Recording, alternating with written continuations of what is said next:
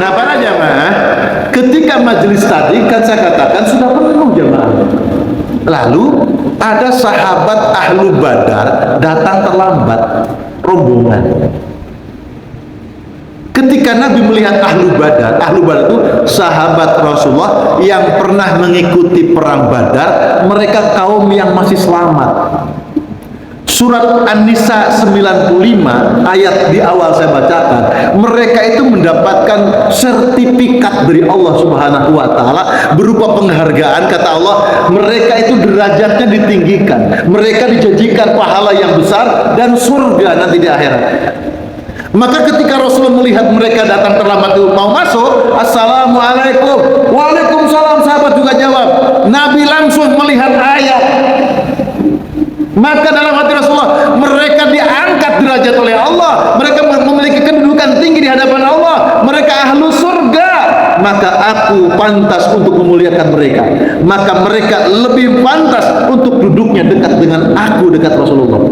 Maka Nabi bilang kepada sahabat yang nempel tadi itu, hei sahabat, geser dikit gitu kan, bahasa kita ada pokoknya, luaskan sedikit, berikan tempat, luaskan, lapangkan agar sahabat ahlu badar bisa duduk dekat aku. Nah sahabat yang dekat Nabi tadi itu keimanannya belum semuanya kuat. Terlebih ada orang munafik yang mendengar perkataan Nabi tadi itu, mereka membuat berita hoax.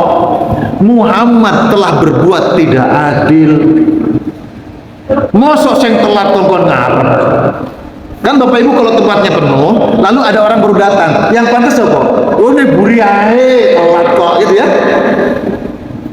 Tapi kan makanya ada istilah tempat VIP. Itu perlu. Jadi secara konteksnya itu dalam Islam VIP termasuk ahlu badar itu VIP. Maka Nabi mempersilahkan masuk ke depan dekat Nabi, gitu kan. Nah, kalau di dunia ini ya oke lah, mungkin strata jabatan, penghormatan yang bisa kita lihat dari strata yang kita lihat, dan kita tidak bisa menutup diri. Pejabat ya pejabat, akhlaknya bejat, nggak bisa kita lalu menjasis begitu. Ya berbaik sangka aja, kan? Walaupun dalam dirinya seperti itu. Nah sahabat yang mendengar, para sahabat yang mendengar geser itu tidak suka. Dalam hati mereka, jari ini sing datang duluan lebih berhak, sekarang musir-musir gitu. Karena Nabi itu begini, siapa yang datang lebih dulu itu lebih berhak untuk mendapatkan tempat yang dia suka. Panjenengan tadi duduk di sini, lalu karena suatu kebutuhan ambil wudhu atau apa, begitu masuk lagi tempatnya diduduki oleh orang lain, itu boleh panjenengan tadi ini tempat dudukku sampai geser, itu boleh. Tapi kalau tempatnya masih longgar, masa iya sih musir-musir, kita relakan aku di yang lain masih longgar, itu lebih baik.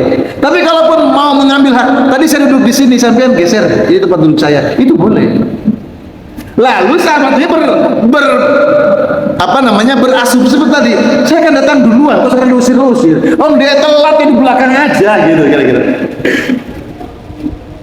Gara-gara itulah turun ayat surat Al-Mujadilah ayat 11. Ya ayyuhalladzina amanu idza qila lakum tafassahu bil majalis fafsahu yafsahillahu lakum. Hai orang-orang yang beriman, apabila dikatakan kepada kalian geser sedikit, luaskan sedikit. Begitu dengar ayat ini, fafsahu, maka luaskanlah, maka geserlah. Sahabat baru terbelalak. Sebab ada bonus dari Allah. Fafsahu, maka luaskanlah, maka lapangkanlah, maka berikan ruang. Yafsahillahu lakum. Kalau kamu mau melapangkan tempat, memberikan tempat, Allah akan melapangkan jalan hidupmu. Baru tergerak sahabat itu mau geser. Ada 3 sikap hati seorang mukmin. Pertama, lapangkan hatimu bagi kehadiran fisik orang lain. Lapangkan hatimu bagi kehadiran fisik orang lain. Wis jomblo bertahun-tahun, lapangkan hati agar ada seseorang yang bisa masuk. Jangan tolak-tolak. Pengantin anyar, masya Allah, masih ngontrak, dapat 1 tahun masih ngontrak. Bapak ibu di kampung teleponan, sesok ibu bapakmu mau ke Surabaya, BBE nginep 3 hari. Tempatin non disempit sak kamar, sembako wis entek, lombok larang, beras larang. Yo alasan, maaf Pak Bu, saya kayaknya keluar kota. Apa? Hatinya sempit.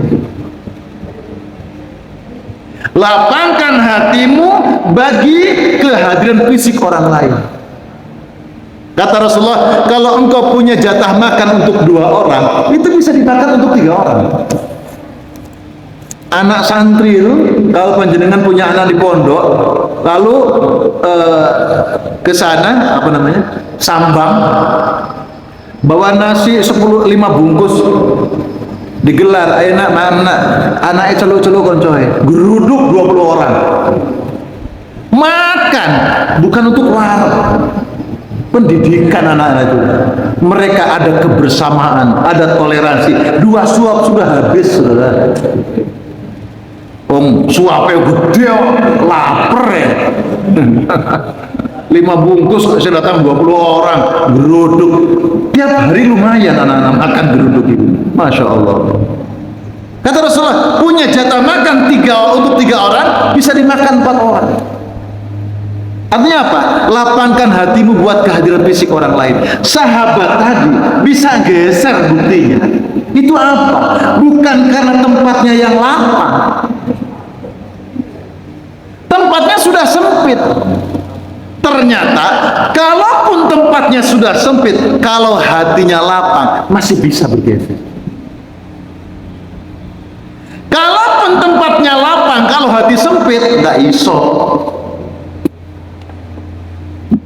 Makanya sekarang banyak rumah itu rumah tembok, pagar tembok. Pelit. Kalau wong konco sing ngarep ngopi, pagar tembok dikunci bisa. Ake-ake omah iku pagar mangkok. Banyak orang datang cangkruk, tamu datang. Kenapa? Rezeki Allah dihadirkan. Bangunlah rumah, jangan rumah berpagar tembok. Bangunlah rumahmu itu rumah yang berpagar mangkok. Orang itu senang bertamu, senang datang ke rumah panjenengan. Masya Allah, itu datang malaikat Allah membawa rezeki. Tamu pulang, ampunan Allah dihadirkan. Makanya sahabat tadi bisa geser, bukan tempatnya yang longgar, sudah sempit tempatnya, tapi karena hati yang lapang bisa bergeser. Oh, tempat parkir sudah penuh, tiba-tiba ada orang di depan rumah di situ. Pak, kula nitip parkir boleh Pak, di sini kosong. Gak oleh, duduk tempat parkir itu, parkir di kono sudah penuh Pak, gak oleh di sini. Kenapa? Hatinya sempit. Pertama, udah jam 10 ya, minta 5 menit. Yang kedua, lapangkan hatimu bagi ketidaktepatan pelayanan orang lain kepadamu. Lapangkan hatimu bagi ketidaktepatan pelayanan orang lain kepadamu. Kita ini ketemu orang, pengennya cocok, tapi nggak sama orang itu karakternya. Ono sing jahil, ono sing gak enak, ono sing nyebelno, macam-macam loh. Lapangkan hati untuk berjumpa dengan siapapun karakter hamba-hamba Allah di muka bumi. Kalau hatimu lapang, nyaman. Apa sampai engkau sering gak cocok ambil pembantu? Sering gak cocok ambil konco. Sebab hati sampean sing sempit, gak bisa menerima kenyataan hidup. Lapangkan hatimu bagi ketidaktepatan pelayanan orang lain kepadamu. Yang ketiga, lapangkan hatimu bagi bertumbuh pihak lain. Ini regenerasi. Lapangkan hatimu bagi bertumbuh kesempatan orang lain. Contoh begini, yuk wingi atau misalkan ya minggu kemarin Sabtu Minggu sampai nang di, Masya Allah, saya kemarin ke Malang nemu tempat rekreasi wapi sampai kerasan, sampai adem, sampai gak kelem moleh aku. Tapi kan saya kudu kerja, ya mulai juga akhirnya. Nanti di sana berapa kali ke sana yuk? Baru kemarin dia cerita. Saya tiap hari di sana. Itu namanya gak ngenak, gak lapar. Orang mau keloro gak oleh. Orang itu kalau lapang hati, jadi pendengar setia dan memberikan dukungan. Berapa kali ke sana yuk? Sekali dalam hatinya. Aku 2 minggu sekali ke sana, seminggu sekali ke sana. Tapi pura-pura ajak-ajak dong, nanti biar tak traktir gitu loh. Nyeneng ngomong itu. Tak traktir nanti. Ajak-ajak gitu loh. Jangan Allah bosen aku. Nah, itu namanya menjatuhkan orang. Orang mau tersenyum aja nggak boleh. Kasih dia tersenyum yang lebar. Tabassumuka ala wajhi akhika shadaqah. Senyumanmu jadi sedekah. Itu makna daripada lapangkan hatimu. 3 sikap hati. Pertama, lapangkan hatimu bagi kehadiran fisik orang lain. Ya namanya hidup itu susah, bisa memberikan kemudahan kepada orang. Apa yang kita bisa berbuat baik kepada orang. Kedua, lapangkan hatimu bagi ketidaktepatan pelayanan orang lain kepadamu. Pemaaf yang besar, doa yang baik. Lapangkan hatimu bagi kesempatan pihak lain bertumbuh. Jadi berikan juga apresiasi kepada orang supaya senang. Itu supaya senang, karena menyenangkan orang itu barokah. Menyenangkan orang-orang senang itu insya Allah. Senang itu merupakan apa namanya terapi atau shock terapi. Kalau vaksin itu apa? Untuk kekebalan. Jadi memberikan kekebalan tubuh itu luar biasa. Orang senang itu penyakit bisa nyingkir. Masya Allah. Jadi orang yang, makanya kenapa ahli ibadah, ahli zikir itu orangnya hatinya tentram dan sehat, insya Allah.